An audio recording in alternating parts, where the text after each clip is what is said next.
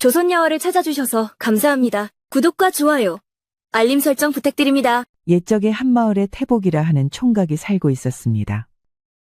어릴 적부터 부모를 모시며 열심히 밭일하는 순박한 농부였지요. 가난했으나 마음은 맑았고 결코 하늘을 원망하지 않았습니다. 어느 해봄날 마을의 쥐가 극심하게 들끓었습니다. 밤마다 지붕과 부엌에서 쥐가 들락거려 사람들은 잠을 이루지 못했지요. 태복이의 아버지 또한 밤마다 덫을 놓으며 부엌을 지켰습니다. 달빛이 희미한 밤, 쥐덫을 보러 나간 아버지는 마루 밑으로 기어드는 놈을 쫓다가 그만 구덩이에 발을 헛디뎌 굴러 떨어졌습니다.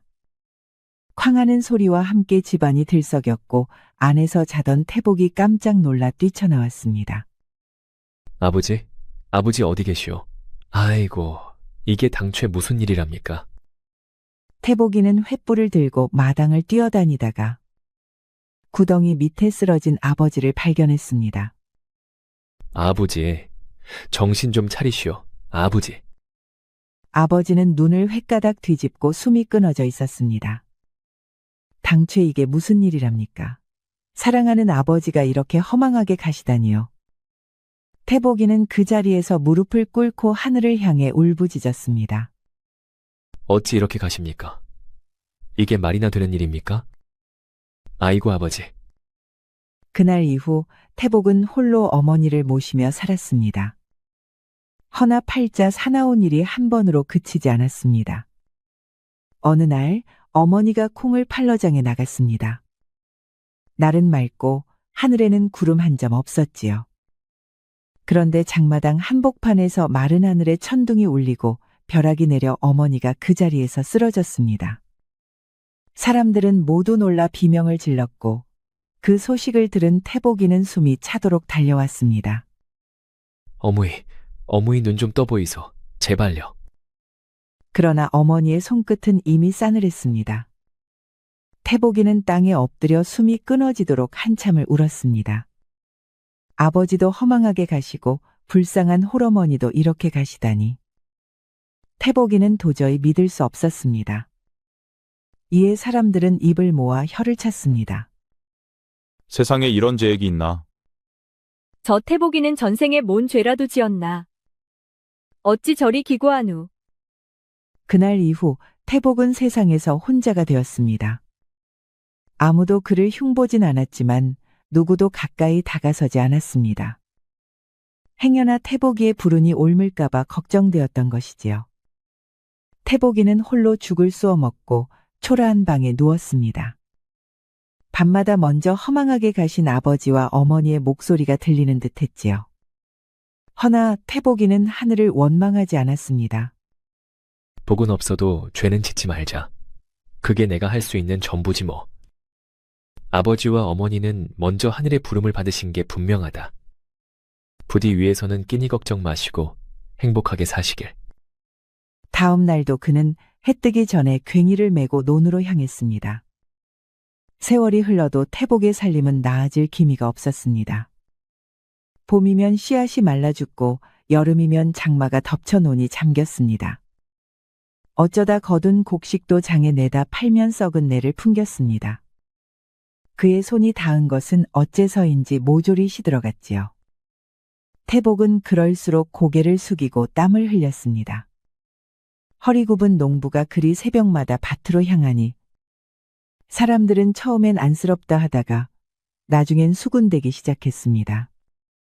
저 태복이 말이야. 복 없는 팔자라더니. 하다하다 성까지 탈하지 않는가? 하늘이 놀리려 들었지. 아니면 이름부터 잘못 지었든지. 길가의 개마저 태복을 보면 이빨을 드러내고 지저댔습니다. 아이들은 돌멩이를 던지며 도망쳤고 장에 나가면 장꾼들이 저 불운이 옮을라 하며 길을 비켰습니다. 그날도 태복은 논을 살피며 괭이를 들고 있었습니다. 비가 그친 뒤라 논바닥에는 물이 얕게 괴어 있었지요.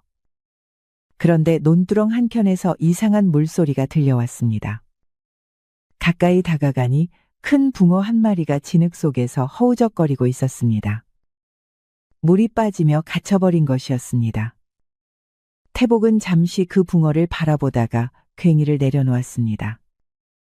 붕어의 비늘은 햇빛을 받아 번들거렸고 지느러미는 진흙 속을 파며 숨을 몰아쉬고 있었습니다. 에구, 불쌍한 놈. 살아있으려면 물로 돌아가야지. 그는 손으로 붕어를 붙잡아 들었습니다. 붕어는 몸부림치며 손바닥을 미끄러져 나가려 했고 비늘이 햇살에 번쩍였습니다. 태복은 그대로 밭머리를 따라 내려가 붕어를 강물 속에 풀어주었습니다. 붕어는 꼬리를 세차게 치고 잠시 맴돌더니 깊은 물속으로 쏜살같이 사라졌습니다. 그 순간 태복은 이상하게 가슴이 후련해졌습니다. 살아있으면 됐지 뭐. 나보다야 복 많은 놈이겠지. 그는 손에 묻은 진흙을 털고 다시 괭이를 들었습니다. 그때 강물 위에서 잔잔한 물결이 한 번 일더니 햇빛에 은빛 비늘이 반짝였습니다. 태복은 그저 바람이 스쳤거니 하고 돌아섰습니다. 초여름의 뜨거운 낮, 태복이는 어김없이 씨를 뿌렸습니다. 봄비가 잘 내려 땅이 눅눅했으니 올해만큼은 거둘 수 있으리라 믿었습니다. 허나 며칠 지나지 않아 햇살이 이글거리고 모판의 싹들은 누렇게 말라 비틀어졌습니다. 손끝으로 만져보니 바삭거렸습니다. 이놈의 하늘은 또 왜 이러는 거? 그는 헛웃음을 흘리며 마른 싹을 한 움큼 쥐었습니다. 흙먼지가 바람에 날려 얼굴에 들러붙었습니다. 그 얼굴이 더 초라하게 보였지요. 그날은 어렵사리 모아둔 곡식을 지게에 얹어 장에 나갔습니다. 햇빛이 머리 꼭대기에 내리꽂혔습니다. 태복이는 길 한복판에 자리를 펴고 쌀부대를 풀었는데 뚜껑을 여니 쉰내가 확 풍겼습니다. 한 줌 쥐어보니 곡식이 미끌거렸습니다. 아이고 이놈의 팔자야. 팔기도 전에 썩어버렸네. 사람들은 코를 막으며 지나갔습니다. 장꾼 하나가 혀를 차며 말했습니다. 태복이 또 운이 꼬였구먼. 저놈은 복이 아니라 재액이 따라다녀. 그 말에 아이들이 킥킥거리며 웃었습니다. 태복이는 아무 대꾸도 하지 않았습니다. 어쩌겠습니까? 곡식을 덮고 지게를 다시 져야 했지요. 집으로 돌아오는 길, 개 한 마리가 울타리 너머로 달려들었습니다. 이빨을 드러내고 악을 쓰듯 지저댔습니다. 태복이는 깜짝 놀라서 뒷걸음질치다 진흙탕에 주저앉았습니다. 개는 계속 지저댔고 아이들은 멀리서 그 모습을 보고 웃었습니다. 그래, 다 나 때문이지. 하늘이 주신 팔자가 이런 거겠지. 태복이는 천천히 일어나 바지를 털었습니다. 그해 여름, 태복이는 또다시 재수 없는 하루를 맞았습니다. 새벽부터 밭에 나가 모를 살폈더니 밤새 들새들이 내려앉아 모판을 쪼아놓은 터였습니다. 모가 죄다 뜯겨나가 허허벌판이 된 꼴을 보자 태복은 한참 동안 괭이 끝을 땅에 박은 채 말이 없었습니다. 에휴, 씨 뿌리면 뭐하나. 싹도 보기 전에 새밥이 되니 원? 그래도 그는 다시 허리를 굽혀 손으로 모를 심기 시작했습니다. 땀이 눈으로 흘러내리고 허리에서는 끊어질 듯 통증이 올라왔습니다. 그때 논두 끝에서 수문을 열던 관리가 소리쳤습니다. 물 간다. 조심하시오. 그러나 그 물줄기가 너무 세게 터졌습니다. 순식간에 흙탕물이 논으로 들이쳐 막 심은 모판이 몽땅 쓸려 나갔습니다. 논둑이 무너지고 흙물이 무릎까지 차올랐습니다. 태복이는 망연히 서 있다가 주저앉았습니다. 손바닥을 펴니 진흙이 쩍쩍 붙었습니다. 한 해 농사가 그 한순간에 다 떠내려간 것입니다. 햇볕이 머리를 짓누르는 가운데 태복은 괭이를 들고 논두렁을 따라 무심히 걸었습니다. 진흙이 발에 달라붙어 걸음마다 쩍쩍 소리가 났고 그 소리만이 들판의 고요를 깨고 있었습니다. 그때 멀리 개울 아래에서 무언가 희끗거렸습니다. 처음엔 비에 떠내려온 천조각인 줄 알았습니다. 하지만 자세히 보니 그것은 사람의 팔이었습니다. 진흙물 위로 팔뚝이 살짝 떠올라 있었다가 이내 물결에 밀려 내려가려 했습니다. 태복이는 잠시 멈칫했습니다. 그러나 곧바로 괭이를 던지고 물로 뛰어들었습니다. 물살은 생각보다 세고 발밑은 미끄러웠습니다. 태복이는 두 팔을 뻗어 그 몸을 붙잡았습니다. 그리고 잡고 보니 그것은 한 여인이었습니다. 머리카락이 물에 젖어 얼굴을 덮고 있었고 몸은 축 늘어진 채 아무 기척이 없었습니다. 이보시오. 정신 좀 차리시오. 태복이는 여인을 끌어안은 채 강둑으로 올라왔습니다. 몸이 젖어 무겁고 팔이 후들거렸으나 개의치 않았습니다. 그의 손끝엔 아직 미세한 온기가 남아 있었습니다. 태복이는 그녀를 조심스레 눕히고 흙물에 젖은 머리카락을 쓸어내렸습니다. 그리고 그 얼굴을 본 순간 숨이 멎은 듯 가만히 굳어버렸습니다. 그 얼굴은 세상 어디에서도 본 적 없는 아득히 고운 얼굴이었습니다. 세상에나 이렇게 고운 처자가 다 있나? 어디 용왕님의 따님이라도 되시는가? 헌데 어쩌다가 이런 험한 꼴을 당하셨단 말인가? 태복이는 조금 망설였습니다. 아무래도 귀한 집안의 딸 같은데 함부로 건드려도 되는지 덜컥 겁이 났기 때문이지요. 허나 태복이는 머리를 젓고 일단 사람 살리고 봐야겠다는 마음으로 여인을 데려갔습니다. 태복이는 흠뻑 젖은 여인을 들쳐업고 헐떡이며 초가로 돌아왔습니다. 방 안에는 불씨가 꺼져 있었고 젖은 옷자락에서 빗물이 뚝뚝 흘러내렸습니다. 그는 부엌으로 달려가 부싯돌을 켜고 장작에 불을 지폈습니다. 연기가 피어오르고 방 안이 조금씩 데워졌습니다. 태복이는 젖은 옷을 벗기고 마른 옷을 덮어주었습니다. 그러고는 조심스레 수건으로 얼굴에 진흙을 닦았습니다. 천천히 닦아내자 흙 아래 감춰져 있던 얼굴이 드러났습니다. 그 얼굴은 고왔습니다. 이목구비가 또렷하고 살빛이 눈처럼 희었습니다. 태복이는 숨을 고르며 한참 동안 그 자리에 앉아 있었습니다. 불빛이 여인의 얼굴을 비추니 마치 꿈속의 사람 같았습니다. 이런 인연도 다 있구나. 하늘이 내게 장난을 치는 게지. 태복이는 허탈하게 웃으며 젖은 손을 무릎에 얹었습니다. 재수 없는 하루 끝에 사람 하나 건졌으니 그것만으로도 다행이라 여겼습니다. 방 한켠에 모닥불이 타올랐고 태복이는 여인의 숨결이 조금씩 고르게 이어지는 걸 보며 안도의 한숨을 내쉬었습니다. 밖에서는 여전히 빗방울이 지붕 끝을 두드렸습니다. 불빛이 일렁이며 여인의 손끝이 아주 미세하게 떨렸습니다. 사흘 동안 여인은 깨어나지 못했습니다. 태복이는 밭일도 내버려 둔 채 밤마다 불을 지피고 물수건을 갈아주었습니다. 이마에 닿는 열이 조금씩 식어갈 즈음 그제야 여인의 눈썹이 미세하게 떨렸습니다. 그날 아침 햇살이 초가의 창문을 비집고 들어왔습니다. 여인은 천천히 눈을 떴습니다. 낯선 천장의 볕단 사이로 먼지가 흩날리고 그제야 자신이 아직 살아있음을 깨달았습니다. 그 순간 눈가에 눈물이 맺혔습니다. 태복이는 마루 앞에 앉아 죽을 끓이고 있었습니다. 솥뚜껑 사이로 김이 피어오르고 그는 나무 주걱을 휘저으며 조용히 중얼거렸습니다. 이제 조금만 버티면 괜찮아지겠지. 그는 여인이 깨어난 걸 보고 황급히 일어나 방으로 들어왔습니다. 연하는 힘겹게 고개를 돌리며 태복을 바라보았습니다.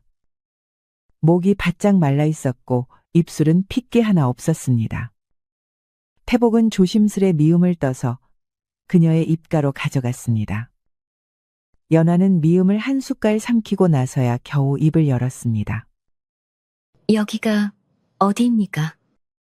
제 초가입니다. 개울 아래 떠내려 오시기에 급히 모셔왔습니다. 연화는 잠시 눈을 감았다 떴습니다. 숨을 고르며 낮은 목소리로 말을 이었습니다. 제 이름은 연하라 합니다. 서쪽 고을의 집 딸이었는데 지난달 밤 집에 불이 났습니다. 불길이 너무 빨라 일가가 모조리 다 죽고 저만 살아남았습니다. 그 후 절벽에서 몸을 던진 것까진 기억나지만 그 다음은 모르겠습니다. 그녀의 목소리는 떨렸고 눈은 먼 곳을 향했습니다. 태복은 그 말을 들으며 한동안 아무 말도 하지 못했습니다. 그가 겪은 불운도 지독했지만 이 여인의 사연은 그것보다 더 깊고 아득했습니다. 태복이는 조용히 고개를 숙였습니다. 불빛이 두 사람의 그림자를 겹치게 비추었습니다. 방 안에는 잠시 말이 없었고 연화는 베개 위로 눈을 감은 채 아주 천천히 눈물을 흘렸습니다. 방 안에는 불빛이 희미하게 일렁였습니다. 솥에서 끓는 죽 냄새가 은근히 퍼졌고 태복이는 말없이 그릇을 정리하며 한참 동안 아무 말도 하지 않았습니다. 연화의 말이 귓가에서 떠나지 않았던 것입니다. 불길에 삼켜진 집, 일가의 죽음, 그리고 절벽 아래로 몸을 던진 여인. 그 사연이 너무도 기구해 그는 차마 위로의 말조차 찾지 못했습니다. 태복이는 그저 땔감을 정리하며 조용히 불을 지폈습니다. 연화는 누운 채 그 모습을 바라보았습니다. 불빛이 태복의 옆 얼굴을 붉게 물들이고 그 손길이 조심스러워 마치 어린아이를 다루는 듯 했습니다. 잠시 후 태복이 조용히 입을 열었습니다. 몸이 나을 때까지는 이 집에 머무르시지요. 좁고 누추하오나 비바람은 피할 수 있을 것입니다. 태복이는 말을 마치고 시선을 내리깔았습니다. 연화는 한동안 대답하지 못하고 그의 얼굴을 바라보았습니다. 낯선 사내의 말투는 서툴렀지만 진심이 담겨 있었습니다. 이 은혜 어찌 갚아야 할지 모르겠습니다. 갚을 게 뭐 있겠습니까? 그저 귀한 목숨 살렸을 뿐이지요. 태복이는 어색한 웃음을 지으며 부엌으로 나갔습니다. 잠시 뒤 바깥에서 바람이 불어 지붕에 집단이 스쳤습니다. 그날도 새벽 안개가 골짜기를 감싸고 있었습니다. 닭이 울기도 전 연화는 홀로 마당으로 나와 하늘을 올려다보았습니다. 밤새 머리맡을 떠나지 않던 불안이 마음속에서 또렷하게 일렁였지요. 연화는 손끝으로 바람을 짚더니 서쪽 하늘의 기온을 잠시 살폈습니다. 눈빛이 깊고 고요했습니다. 잠시 뒤 부엌에서 태복이 문을 밀고 나왔습니다. 허리춤에 괭이를 맨 채 마실에 나서는 얼굴이었습니다. 연화 낭자, 저는 밭에 물을 좀 보러 가야겠습니다. 태복이가 말하자 갑자기 연화는 그런 태복이를 가로막았었습니다. 갑작스러운 행동에 태복이는 어리둥절했지요. 왜 그러십니까? 그리 심각한 표정을 짓고서는. 오늘은 나가지 마시지요. 그게 무슨 말씀이십니까? 겨우 어제 모판을 다 다시 심어놨는데 오늘 안 보면 또 새들이 쪼아댈 겁니다요. 연화는 그의 말에 조용히 고개를 저었습니다. 그 표정은 평소와 달랐습니다. 입가에는 미묘한 미소가 있었지만 눈빛은 서늘했습니다. 오늘만은 아닙니다. 산기슭 쪽으로도 절대 가지 마셔요. 바람이 거꾸로 부니 흙이 흘러내릴 징조가 있사옵니다. 태복은 어처구니 없다는 듯 웃었지만 그녀의 말이 이상하게 마음에 걸렸습니다. 하도 간곡한 말투라 결국 괭이를 내려놓았습니다. 그날 하루는 밭에 나가지 않았습니다. 그저 초가 앞에서 불씨를 다듬고 마루에 앉아 종일 하늘을 보았습니다. 해가 저물 무렵 멀리서 땅이 울리듯 우르릉 하는 소리가 들렸습니다. 산등성이가 흔들리고 이내 붉은 먼지가 하늘을 덮었습니다. 마을 사람들이 놀라 달려가 보니 태복의 반머리 쪽 산사면이 송두리째 무너져 내린 것이었습니다.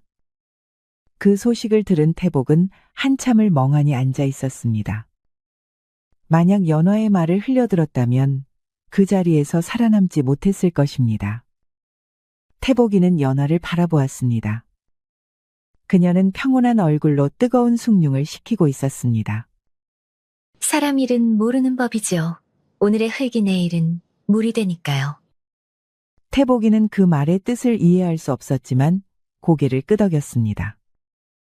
며칠이 지나 연화는 다시 우물가로 나갔습니다. 찬 공기를 머금은 물결이 잔잔히 흔들렸습니다. 그녀는 물속을 들여다보다가 고개를 저었습니다. 오늘은 물을 쓰지 마셔요. 우물의 숨이 탁해졌습니다.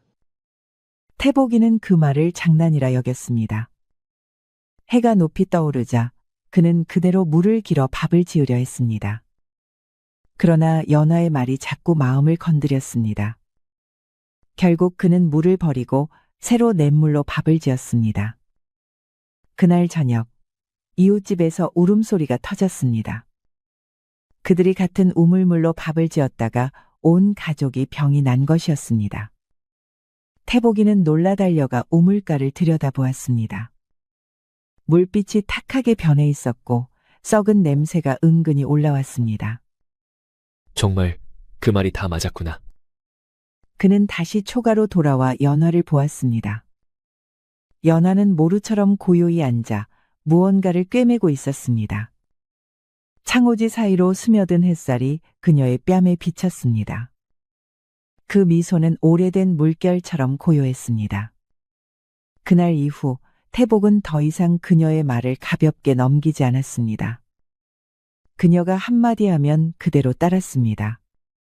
그럴수록 그의 집엔 재액이 사라지고 고요한 복이 깃들기 시작했습니다. 그의 여름, 하늘은 매일같이 입을 다문 듯 비 한 방울을 내리지 않았습니다. 논마다 금이 가고 밭의 흙은 돌처럼 굳어버렸지요. 소들은 혀를 길게 내밀고 물을 찾아 울부짖었고 사람들은 우물가에 줄을 서서 물 한 바가지를 나눠 마셨습니다. 온 마을이 마른 먼지 냄새로 가득했지요. 허나 태복의 논만은 달랐습니다. 사람들은 믿기지 않는 눈으로 그곳을 바라보았습니다. 한낮의 태양이 이글거려도 그 논바닥에는 늘 촉촉한 기운이 감돌았습니다. 밤이면 하얀 이슬이 내려 벼이상마다 맺히고 새벽이면 안개가 내려앉아 입마다 물기가 번들거렸습니다. 이거 봐라. 태복이 노는 또렷이 푸르네. 가뭄이라더니 저 논만은 물이 마르질 않아. 세상에 복 없는 놈이라더니 하늘이 마음을 바꾼 게지. 사람들은 처음엔 그저 신기했습니다. 허나 날이 갈수록 그 차이는 더 뚜렷해졌습니다. 남의 논이 메말라 벼가 누렇게 타 죽을 때 태복이의 노는 푸른 물결이 바람에 일렁였습니다. 벼는 고개를 숙일 만큼 알이 여물었고 논두렁마다 벼 냄새가 짙게 퍼졌습니다. 그날 밤 태복은 마루에 앉아 하늘을 올려다보았습니다. 달빛이 논을 덮고 귀뚜라미 울음이 고요히 번졌습니다. 그의 옆에는 연화가 조용히 앉아 있었습니다. 손에는 물그릇 하나가 들려 있었고 그 속의 물은 달빛을 머금은 듯 투명했습니다. 참 희한한 일입니다. 남의 논은 다 메말라 가는데 우리 논만절의 윤기가 도니 내 평생 이런 일은 처음입니다. 하늘의 일은 사람의 셈으로 가늠할 수 없지요. 다만 덕이 머문 곳에는 물이 따르기 마련이옵니다. 그녀의 말이 끝나자 논에서 개구리 한 마리가 뛰어올랐습니다. 작은 파문이 달빛에 번지며 은빛으로 흩어졌습니다. 태복이는 그 광경을 보며 가만히 미소 지었습니다. 그의 마음속에는 말로 설명할 수 없는 평안이 번지고 있었습니다. 가을이 되자 태복의 곳간에는 곡식이 산더미처럼 쌓였습니다. 곡간문을 열면 쌀 냄새가 흘러나왔고 태복이는 그저 웃으며 마을 사람들에게 쌀을 퍼주었습니다. 내가 먹어도 배 하나 더 안 차오. 그대들이 나눠 가지시오. 세상에 복 없는 태복이가 쌀을 나눠준다니 참말로 꿈인가? 복 없는 태복이가 복덩이 태복이가 되었다. 하늘이 연화를 내려 그를 살렸단다. 이런 식으로 소문은 순식간에 퍼졌습니다.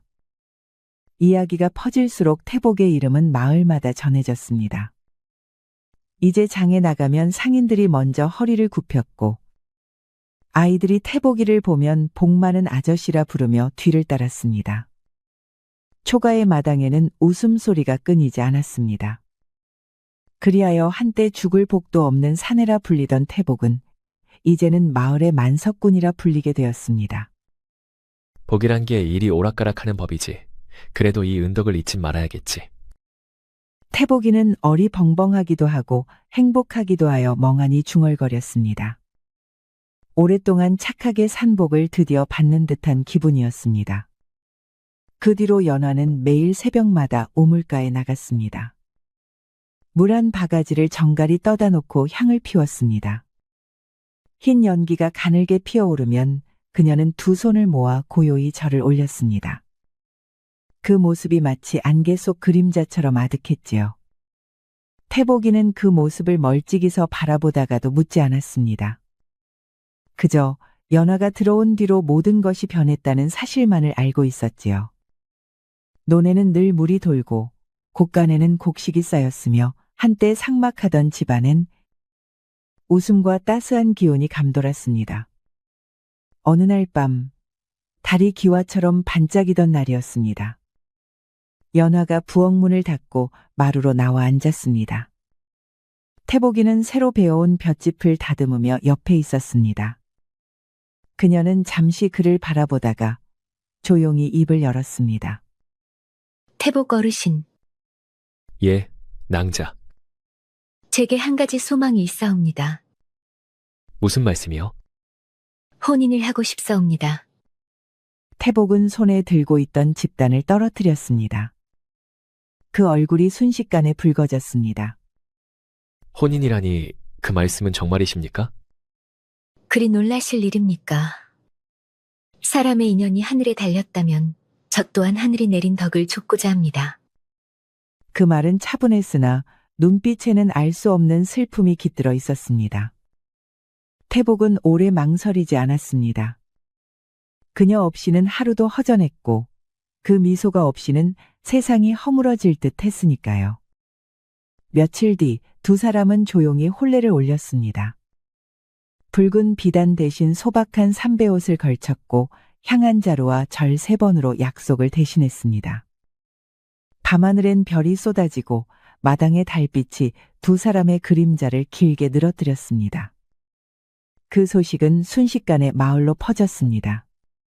아니, 그 태복이 새색시를 맞았다지 뭐야. 가난뱅이가 새색시 하나 자랐더니 금방 만석군이 되었구먼. 하늘이 돌려준 복이렸다. 전생의 선행이 아니고서야. 이런 말들이 장마다 오르내렸습니다. 그러나 복이 돌아오는 곳엔 언제나 시샘이 따라붙는 법. 그 무렵 마을로 새로 이사 온 사내가 있었습니다. 지주의 먼 친척이라 하여 사람들은 그를 최대감이라 불렀습니다. 그는 수염을 기르고 항상 비단옷을 걸친 채 사람들의 입담에 귀를 기울였습니다. 허허, 가뭄의 풍작이라니. 이게 세상 이치에 맞는 일인가? 모두 그 새색시 덕이라 하옵니다. 귀인이라나 뭐라나. 귀인이라! 그게 사람의 입에서 나올 소리냐? 그는 코웃음을 치며 잔을 비웠습니다. 눈빛은 이미 욕심으로 번들거렸습니다. 그날 이후 최대감은 하인들을 시켜 밤마다 태복의 집을 살피게 했습니다. 하인들은 담장 너머로 초가를 엿보았지만 그곳에서는 그저 향내와 바람 소리만이 흘러나올 뿐이었습니다. 대감얼은 별다른 건 없사옵니다. 별다른 게 없다고? 그럴 리가 있나? 그 집에 분명 하늘이 내린 보물이 숨었을 것이다. 그의 눈이 서서히 불길하게 빛났습니다. 그 순간 멀리서 천둥 소리가 아주 희미하게 울렸습니다. 마치 하늘이 그의 탐욕을 경계하듯이 말이지요. 그 뒤로 세월이 한 바퀴 돌자 태복이의 분은 눈에 띄게 불어났습니다. 곳간마다 곡식이 넘쳐 흐르고 마당에는 새 집단이 산처럼 쌓였지요. 한때 혼자 죽을을 쑤어 먹던 초가에는 이제 종들이 들락거렸고 연하는 집안을 단정히 돌보며 향을 피웠습니다. 가뭄에도 태복의 논에는 언제나 물이 돌았습니다. 남의 밭이 타 죽을 때도 그의 논에서는 물결이 바람결에 일렁였지요. 애구머니나, 저 집은 하늘이 돌보는 게야. 복 없는 놈이라던 태복이가 만석군이라니. 세상 일은 알 수 없는 법이로구나. 그 말이 장마다 떠돌며 사람들의 입에 올랐습니다. 허나 복이 크면 그 복을 시기하는 자 또한 생기기 마련이었습니다. 최대감은 그 소문을 들을수록 속이 뒤틀렸습니다. 그는 낮에는 웃는 얼굴로 사람들과 술잔을 부딪히다가도 밤이면 이불 속에서 이를 갈았습니다. 가뭄의 풍년이라. 그게 다 요물짓이 아니고서야. 대감월은 괜한 일에 마음 쓰지 마옵소서. 입 닥쳐라! 그 사내가 복 없는 놈이란 걸 온 고을이 아는데 어찌 갑자기 복덩이가 되었단 말이냐. 그건 분명 무언가가 있다. 그의 눈빛이 탐욕으로 번들거렸습니다.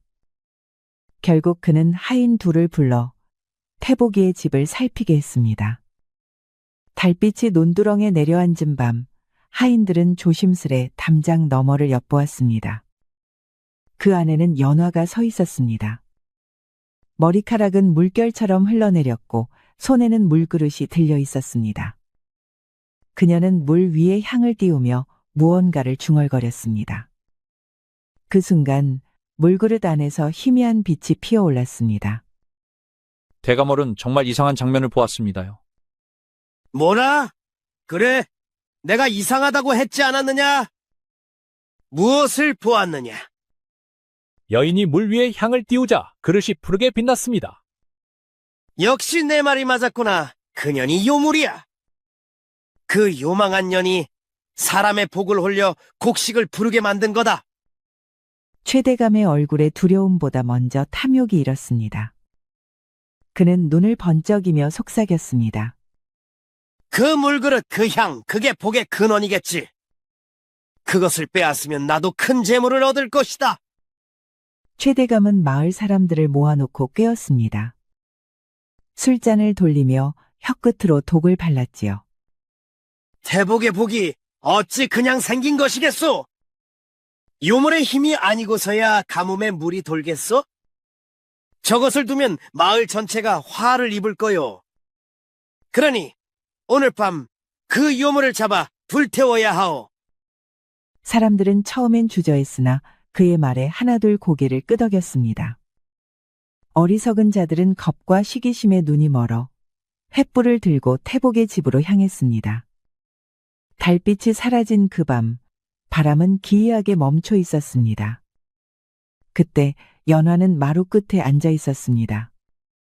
멀리서 횃불의 불빛이 줄지어 오는 것을 보며 그녀의 눈동자 속에는 이미 모든 것을 알고 있는 빛이 깃들어 있었습니다. 그날 밤, 하늘엔 달도 별도 없었습니다. 공기가 묘하게 눅눅했고 멀리서 개구리 소리도 들리지 않았습니다. 연화는 불빛을 등지고 마루에 앉아 있었습니다. 그녀의 얼굴에는 그늘이 드리워져 있었고 손끝이 떨리고 있었습니다. 태복이는 안에서 집단을 묶다 말고 나왔습니다. 여보, 무슨 근심이 있으시오? 연화는 태복이의 질문에 무겁게 입을 열었습니다. 중요한 이야기를 해야겠습니다. 들으시지요. 예, 말씀하시지요. 멀지 않아 크나큰 재앙이 닥칩니다. 국간의 재물 일부를 챙겨 산 위로 오르십시오. 태복이는 얼굴이 굳었습니다. 갑자기 뜬금없는 연화의 예언에 당황할 수밖에 없었습니다. 무슨 이런 불길한 말씀을 하십니까? 제 말이 허황하다 생각하신다면 그냥 웃고 넘기십시오. 다만 제 말대로 하신다면 반드시 살아남으실 겁니다. 그 목소리는 흔들림이 없었습니다. 태복이는 오래 고민하지 않았습니다. 그동안 그녀가 한 말이 단 한 번도 헛된 적이 없었기 때문입니다. 그는 밤새 재물 일부를 꾸렸습니다. 곡식 몇 석, 마른 옷 몇 벌, 그리고 부모님의 위패를 등에 지고 산으로 향했습니다. 연화는 끝까지 그를 바라보다 이윽고 조용히 눈을 감았습니다. 새벽녘, 세상이 뒤집히듯 천둥이 터졌습니다. 하늘이 검게 찢어지고 번개가 산허리를 갈랐습니다. 순식간에 비가 쏟아졌습니다. 억수 같은 빗줄기가 길을 삼키고 물길이 터져 강둑이 무너졌습니다. 태복이는 움막에 몸을 웅크린 채 산 아래를 내려다보았습니다. 마을은 순식간에 검은 물에 잠겨 있었습니다. 횃불을 들고 그의 집으로 향하던 무리들이 비명 한마디 남기지 못한 채 물결 속으로 휩쓸려 사라졌습니다. 그는 넋이 나간 사람처럼 그 자리에 주저앉았습니다. 눈앞에서 벌어진 일이 꿈인지 현실인지 분간할 수 없었지요. 그때 번개가 멀리서 또 한 줄기 내리쳤습니다. 그 빛 사이로 태복의 초가가 있던 자리에서 무언가 희미하게 빛나는 형체가 보였습니다. 비가 그치고 물이 천천히 빠져나갔습니다. 태복이는 산에서 내려와 잿빛 들판을 걸었습니다. 온 마을이 쓸려나가고 집들은 흔적도 없이 사라졌습니다. 그러나 이상하게도 그의 집터만은 온전히 남아 있었습니다. 그 자리에 연화가 서 있었습니다. 발밑에는 맑은 물이 잔잔히 고여 있었고 그 위로 햇빛이 비쳐 물결이 금빛으로 번졌습니다. 연화의 옷자락은 한 방울도 젖지 않았습니다. 그녀는 고요한 눈빛으로 태복이를 바라보았습니다. 이제 때가 되었습니다. 저는 더는 이승에 머물 수 없사옵니다. 그녀의 음성은 바람결에 섞여 마치 물 위에서 멀어져가는 파문처럼 서서히 사라졌습니다. 태복이는 고개를 들었지만 목소리가 나오지 않았습니다. 눈앞의 연화가 이 세상 사람이 아니라는 걸 이미 마음속 깊은 곳에서 느끼고 있었기 때문입니다. 잠시의 침묵 끝에 연화가 다시 입을 열었습니다. 그날 논두렁에서 그대가 건져 올린 붕어 기억하시는지요? 바로 저였사옵니다. 저는 수신의 딸로 강의 기운을 맡은 존재였지요. 그날 그대의 손이 제 목숨을 살렸습니다. 그 은혜를 잊지 못해 하늘의 뜻을 빌려 이승으로 내려왔습니다. 연화의 눈동자가 물빛처럼 흔들렸습니다. 허나 아버님께서 제 마음을 아시고 노하셨습니다. 인간의 인연을 조친 죄로 이제 돌아가야 하옵니다. 태복이는 두 주먹을 꼭 쥐었습니다. 무너진 마을보다도 아내가 자기를 떠날 것 같은 슬픈 예감이 더 두려웠습니다. 여보, 제발 떠나지 마시오. 제가 그대를 구한 건 은혜를 바라서가 아니오. 이제는 그대 없이는. 연화는 부드럽게 고개를 저었습니다. 그의 말을 다 듣지 않아도 이미 알고 있다는 듯 했습니다. 물은 머무르면 썩고 흐르면 다시 맑아지옵니다. 이제 물의 이치는 다하였으니 저는 돌아가야 하옵니다. 다만 그대가 처음의 마음을 잃지 않는다면 언젠가 다시 강가에서 만나게 될 것이옵니다. 연화는 마지막으로 태복의 손등을 감싸 쥐었습니다. 그 손끝이 닿는 순간 시냇물이 반짝이며 일렁였습니다. 이내 그녀의 발끝부터 물빛으로 번져가더니 몸이 안개처럼 희미해지고 마침내 강물 속으로 스며들었습니다. 남은 것은 향한 줌의 냄새와 햇살 아래 잔물결만이 천천히 일렁일 뿐이었습니다. 태복이는 그 자리에 무릎을 꿇고 하염없이 물을 바라보았습니다. 그의 눈물 한 방울이 강물에 떨어지자 물결이 살며시 번져나가며 다시 고요를 되찾았습니다. 그 후 태복은 더욱 큰 부자가 되었습니다. 허나 재물을 자랑하지 않았고 밥 한 숟가락에도 감사하며 살았습니다. 매년 그날이 되면 강가에 제단을 세워 연화를 공양했습니다. 사람들은 그가 수신을 모신다 하였고 태복이는 다시는 아내를 맞이하지 않았습니다. 세월이 흘러 머리가 휘어질 무렵 하루는 수수께끼 같은 여인이 찾아왔습니다. 그 여인은 이름도 내력도 말하지 않았으나 낯빛이 어딘가 익숙했습니다. 그녀가 웃을 때마다 강물에 비친 햇살이 흔들리는 듯 보였지요. 그날 이후 두 사람은 말없이 함께 살았습니다. 서로를 부르지 않아도 마음이 닿았고 저녁마다 강가에 나란히 앉아 하늘빛이 물드는 것을 바라보았습니다. 그렇게 세월이 흘러 두 사람은 어느 날 아침 조용히 같은 잠자리에서 숨을 거두었다고 합니다.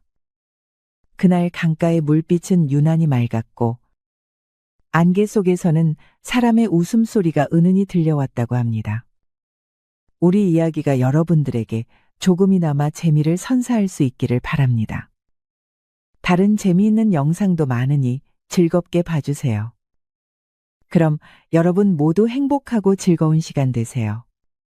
우리 이야기가 여러분들에게 조금이나마 재미를 선사할 수 있기를 바랍니다. 다른 재미있는 영상도 많으니 즐겁게 봐주세요. 그럼 여러분 모두 행복하고 즐거운 시간 되세요.